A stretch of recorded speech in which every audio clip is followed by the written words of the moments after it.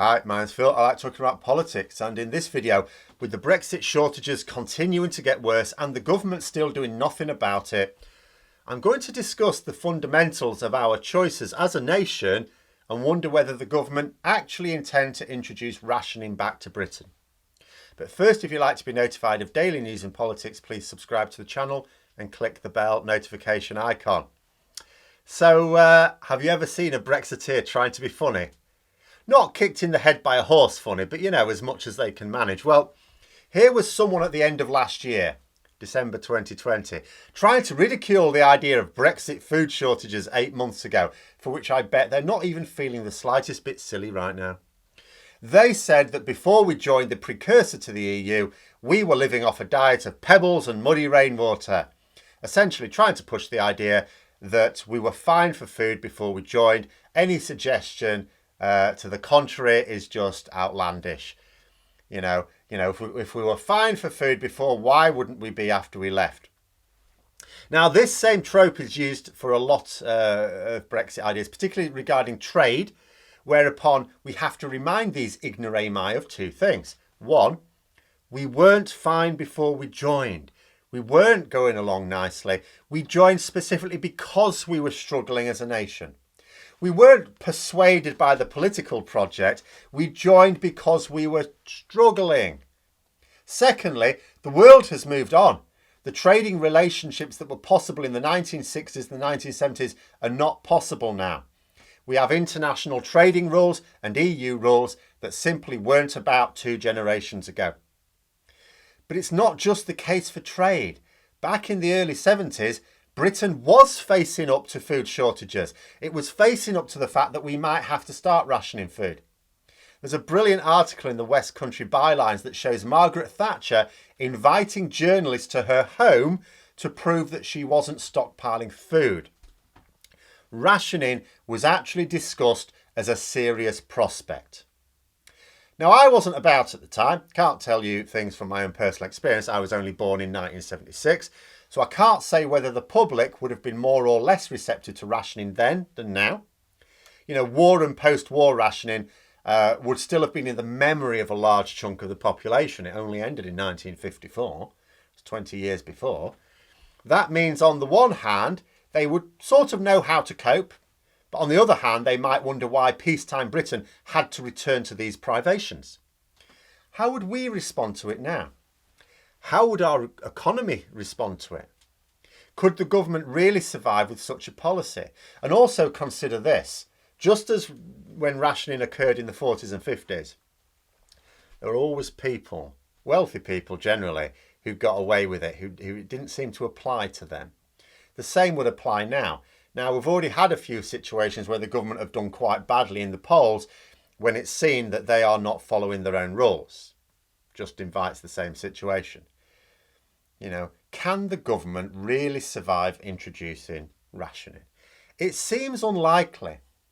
So surely they can't be planning to introduce it. But then you think, so how will we avoid it? Governments in the past have discussed rationing. None of them wanted to do it. They were compelled to face up to a situation where there was less food in the country than needed to feed the population. Well, this is where we're headed now. Our food production continues to be hit by shortages of workers. Maybe the government think that the surge in unemployment that the ending of furlough will bring at the end of September will help correct this. I'm not really sure that's going to be the case. Shortages will be biting even harder then, and then we'll be reducing the amount of food we can import as well. It really is this simple. Supply has to at least equal demand when it comes to food. We can't actually have millions of people starving in the country and expect government stability. It's bad enough that we have millions going hungry, but the government seem to get away with that. Supply is falling. It is going to fall below demand at some point if we carry on as we are. The government keeps saying that it is up to businesses to deal with this, but they can't, or at least they don't know how to. You can't magic up skilled HGV drivers overnight, no matter how much money you throw at it. And the more money businesses throw at this problem, which they are doing, the more expensive the food that they're providing becomes. The maths is really simple. We have to either increase supply, reduced demand, or a combination of the two. The only way to increase supply is to massively expand our workforce in food production and processing and distribution. And it doesn't just have to be increased back to pre-Brexit levels. Remember, we're reducing our supplies of EU imports with the checks coming online at the end of this month, unless, as I say, at the very last minute they delay them again. Bear in mind, when they delayed checks last time, they gave about 3 months notice, 3.5 months notice, something like that. The idea that they do it with a few weeks notice seems to me unlikely. So if we have to produce more food in the UK than before Brexit, we actually have to expand our capacity above pre-Brexit levels. Again, I go back to this idea that we weren't fined for food before we joined the EC. We weren't fined. We haven't been fined for 2 centuries. We've been reliant on food imports for a very long time now. Part of the reason for going into the EU and part of the reason for people supporting that, the precursor to the EC, was our vulnerability with food supplies. Right now, we can't even maintain pre-Brexit levels of food supply. 15% unfilled vacancies throughout the supply chain. And I've not heard any ideas about how we actually increase our food production in Britain. So it's not even like the industry is advising the government, who are just ignoring them. Yes, the various industries within the supply chain are asking the government for visas for workers, the workers that they need. The government are ignoring those pleas, but that won't expand our capacity. I don't even think it would quite get us back to pre-Brexit capacity itself, but it might at least be able to allow us to maintain enough food. Still shortages, but enough. Working in Britain is just too much of a hassle for foreign workers. So even if the visas were readily available, we may not be able to get enough still. It's just too much of a pain in the arse with all the paperwork. Do we have enough people in the British workforce to occupy these vacancies? On a purely mathematical basis, maybe, if every unemployed person was able to fill these vacancies. But we have a few problems. First of all, the potential workers are not always where the work is. I mean, farm work's the obvious one to explain as a good example. Farms tend not to be built in the middle of towns or cities. So they are far away from where your pool of unemployment is. The poor wages also don't exactly make transport across significant distances worthwhile. The second issue is skills. Not everyone has the capacity to do each of these jobs.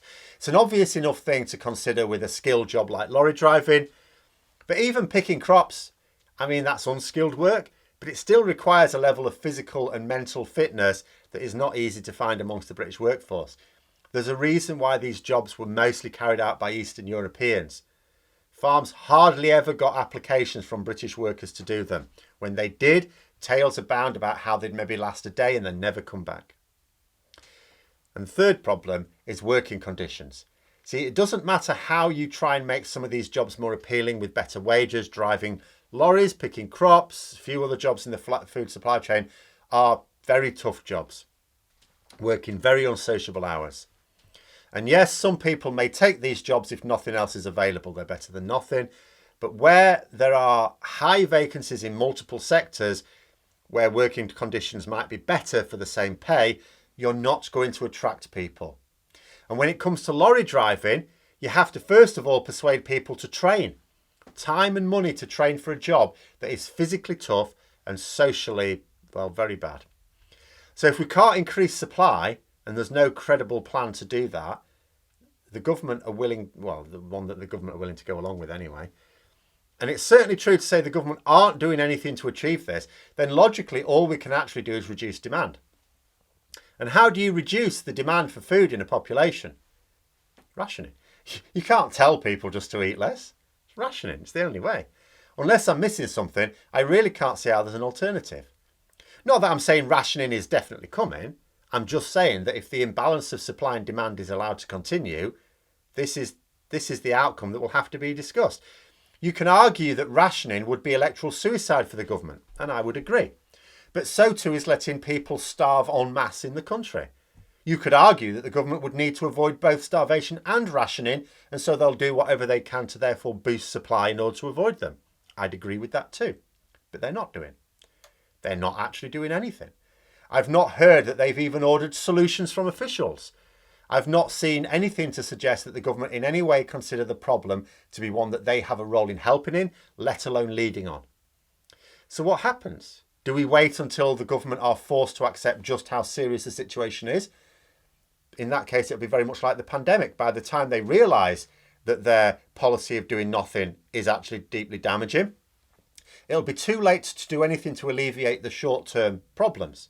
You can't deal with issues like this overnight. It took months of neglect for the government for these problems to emerge. How long would it take to fix? But there we are. Those are my thoughts. Let me know yours in the comments below. Hope you found the video interesting. If you did, don't forget to click the like button. And if you'd like to support the channel further, please also click the Patreon link for details. And until next time, I'll see you later.